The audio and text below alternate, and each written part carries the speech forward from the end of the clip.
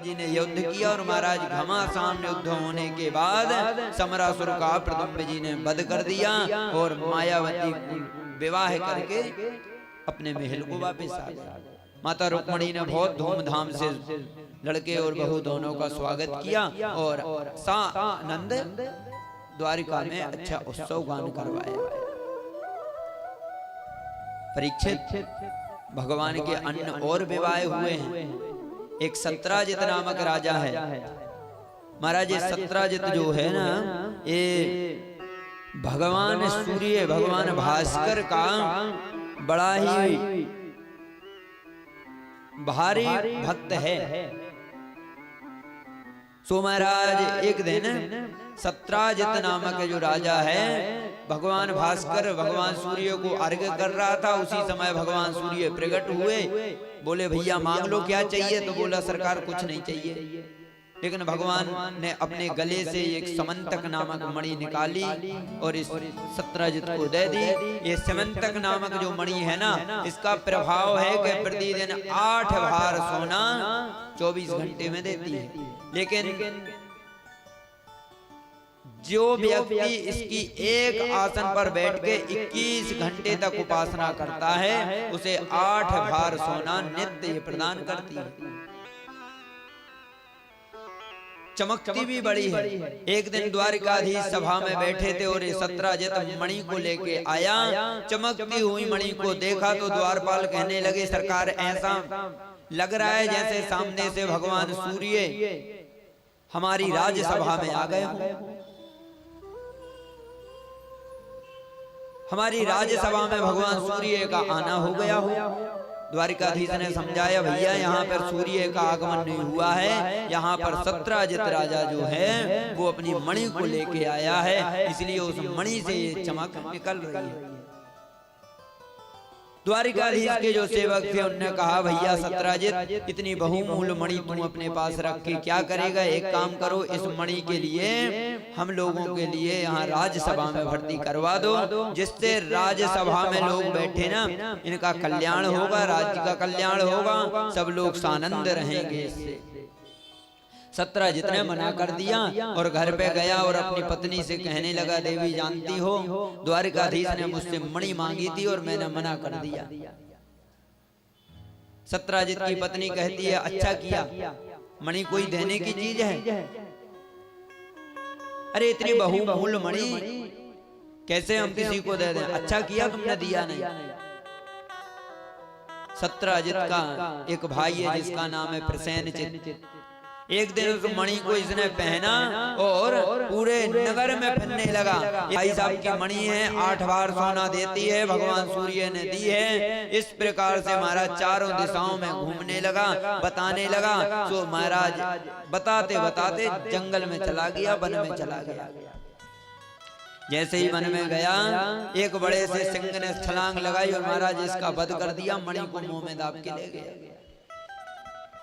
अब तो महाराज प्रसेनजित का कोई अता पता नहीं। तो महाराज प्रसेनजित की खोज में सत्राजित कहने लगा भैया द्वारिकाधीश ने मुझसे मणि मांगी थी और मैंने उनको मणि देने से मना कर दिया था। मेरे लिए तो शक हो रही है कि कहीं ना कहीं द्वारिकाधीश ने मेरे भाई का वध कर दिया है और उस मणि को अपने कब्जे में कर लिया है।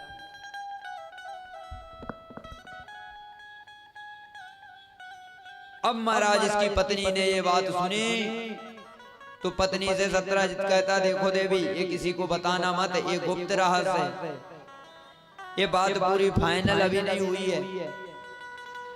लेकिन मेरा शक बैठ रहा है कि द्वारिकाधीश ने मेरे भाई का वध करवा दिया है और वो मणि ले ली है, अपने कब्जे में कर ली है।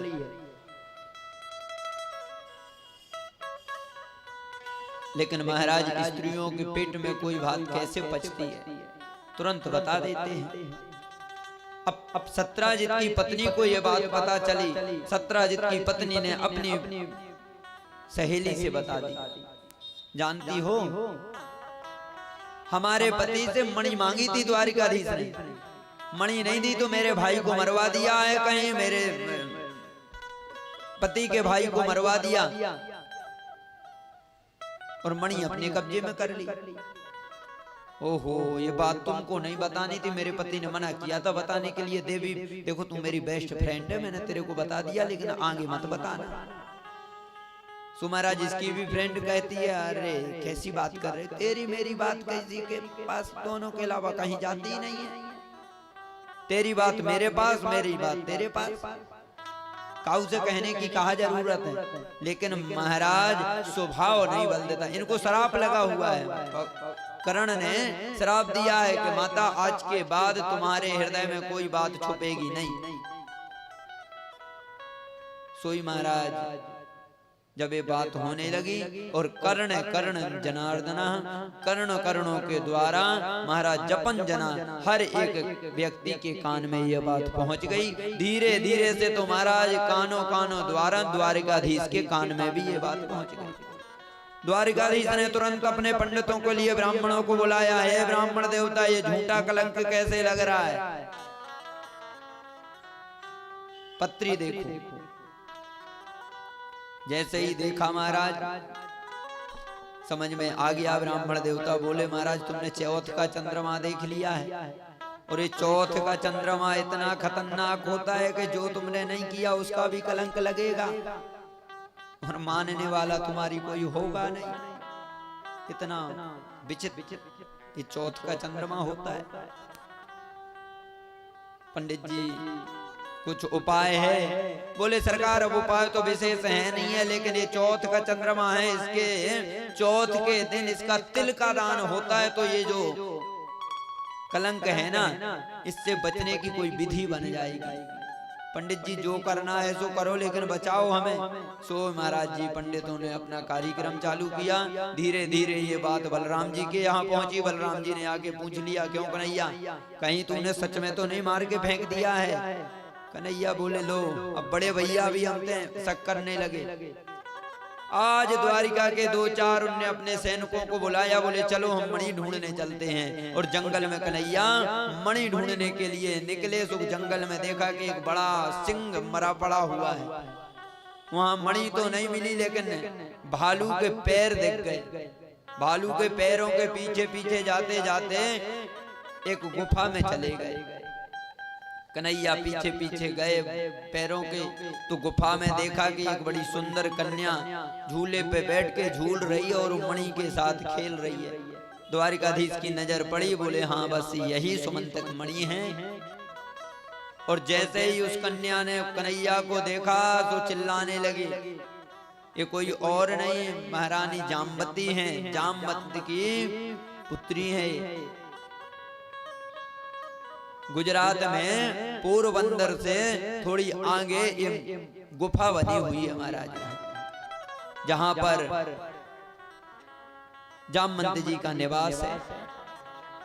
कन्हैया को जामवंत जी ने देखा और महाराज तुरंत जामवंत जी ने कन्हैया पे झपट्टा लगा दिया।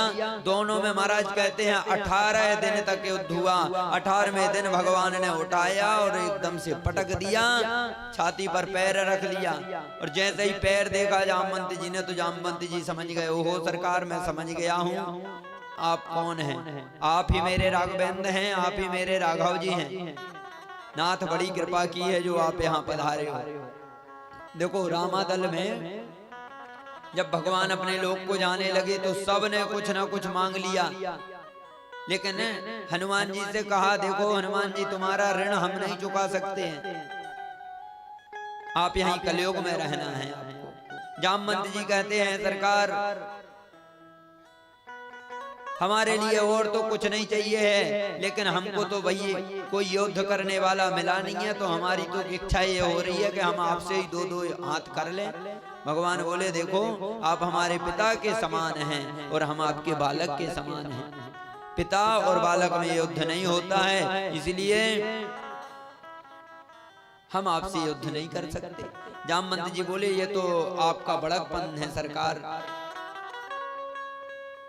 आप चाहे जो रिश्ता बना लेते हो, नाथ हम तो आपके सेवक हैं।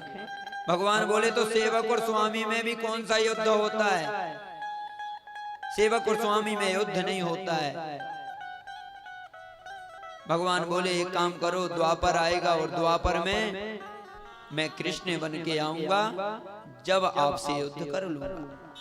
तो आज भगवान द्वारिकाधीश बन के आए और जामवंत जी से युद्ध किए। बाद में बोले सरकार यहाँ पर आना कैसे हो गया आपका, यहाँ पर क्यों आए हो?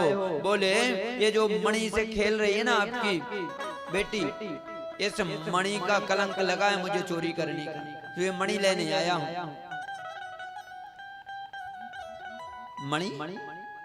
बोले हाँ ये मणि लेने आए हैं, ये मणि दे दीजिए। जामवंत जी कहते हैं मणि तो मैंने अपनी कन्या को दान कर दी है सरकार, अब तो देखो मैं मणि को तो नहीं वापस कर सकता, लेकिन एक कार्य कर सकता हूँ। बोले क्या? वो बोले एक काम करो, हमारी कन्या से आप पानी ग्रहण कर लो और दहेज में हम मणि दे देंगे आपको, तो आपको जहाँ देना ये मणि देते रहना। भगवान बोले जैसी आपकी आज्ञा। सो महाराज दूसरा विवाह भगवान का जामवती के साथ संपन्न हो गया। भगवान ने जाके ये मणि सत्राजित को दी। सत्राजित से कहा देखो भैया ऐसे किसी को कलंकित नहीं करते हैं। अब तो महाराज जितनी द्वारिका की जनता थी, जितनी पब्लिक थी महाराज, सबकी सब अभी सत्राजित को घरे आने लगी। ये बड़ा पाखंडी है, बड़ा पापी है, ऐसे महापुरुष के लिए इसने चोरी का इल्जाम लगाया, इसका कभी भला नहीं होगा। सो महाराज सत्राजित ने घर से निकलना बंद कर दिया। अब गया द्वारिकाधीश के यहाँ रात्रि में छुपता हुआ, बोला सरकार बचा लो वरना मैं गाली खा खा के मर जाएंगे। बोले क्यों, क्या हो गया? अरे बोले जिस दिन से वो मणि की चोरी लगाई है आपको, उस दिन से द्वारिका वासियों ने गाली दे दे के हालत खराब कर रखी है ना। अब आप एक काम करिए, कोई रिश्ता बना लीजिए हमसे, अगर हमारा और तुम्हारा रिश्ता बन जाएगा महाराज तो फिर कोई गाली नहीं देगा। भगवान बोले तो करें क्या? बोले हमारी एक बेटी है जिसका नाम है सत्यभामा, बड़ी सुंदर है, आप कृपा करके उससे विवाह कर लीजिए। भगवान बोले जैसी आपकी आज्ञा। सो तीसरा विवाह सत्यभामा के साथ भगवान का संपन्न हो गया। परीक्षित एक बार भगवान दिल्ली इंद्रप्रस्थ पहुंचे, वहां पर यमुना जी के किनारे में एक कन्या तप कर रही है जिसका नाम है कालिंदी। अर्जुन ने जाके पूछ लिया देवी किसके लिए तप कर रही हो? तो बोले द्वारिकाधीश के लिए पति के रूप में वर्ण करने के लिए हम तप कर रहे हैं। तो बोले जिसके लिए तुम तप कर रही हो वो देखो वहां रथ में बैठे हैं। भगवान से जाके अर्जुन ने परिचय कराया और महाराज चौथा विवाह कालिंदी के साथ भगवान का संपन्न हो गया। बोलो राधे राधे। चौथा विवाह भगवान का कालिंदी के साथ हुआ। पांचवा विवाह भगवान का मित्रविंदा के साथ हुआ, जो उज्जैन की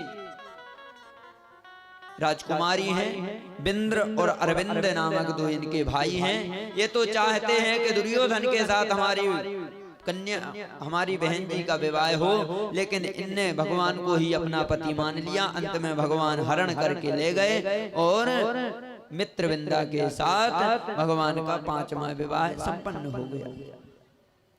छठवां विवाह भगवान का सत्या देवी के साथ हुआ। सातवां विवाह भद्रा के साथ हुआ और आठवां विवाह लक्ष्मण मां के साथ संपन्न हो गया। इस प्रकार से भगवान के ये अलग अलग विवाह 8 विवाह हुए हैं और 16,100 विवाह भगवान के एक साथ संपन्न हो गए। परीक्षित ने कहा सरकार एक ऐसा विवाह समारोह था, 16,100 विवाह एक ही दूल्हे के साथ कैसे संपन्न हो गए? परीक्षित बोले सुखदेव जी बोले राजन, एक बार क्या हुआ कि एक भूमि से उत्पन्न एक दैत्य था जिसका नाम था भौमासुर। भौमासुर बड़ा बलवान था। माता पृथ्वी ने इससे देखा कि ये कृष्ण के हाथ से मर जाएगा, तो भगवान से इसने वरदान मांग लिया कि जब तक मैं नहीं बोलूं जब तक इसे मत मानना। और आज सत्यभामा को लेके भगवान आए और इस राक्षस का भी वध कर दिया। काल कोठरी में जब जाके देखा तो 16,100 कन्याओं को इसने बंदी बना के रखा है। सबकी सब कन्याएं भगवान के चरणों में गिर के रोने लगी। नाथ, जीवन खराब हो गया, अब अगर हम घर को जाएंगे तो घर वाले